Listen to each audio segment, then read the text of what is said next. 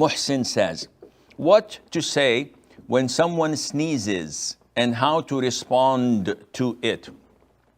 Sneezing is a natural thing that is caused by either an illness or an allergy or for any other reason that a person smelled something or something that caused him to sneeze.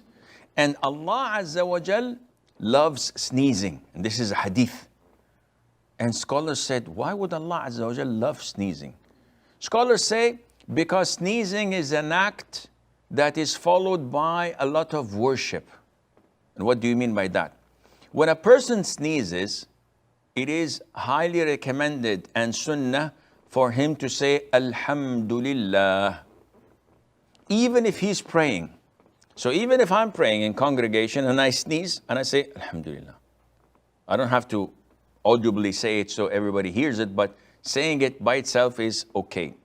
Now, each and every individual that is not during prayer, other than prayer, anyone, any Muslim who hears a Muslim sneezes and says, Alhamdulillah, every Muslim is obliged to say, Yarhamukumullah. This is known as tashmit in Arabic. To say to a person who sneezed and praised Allah, Yarhamukumullah.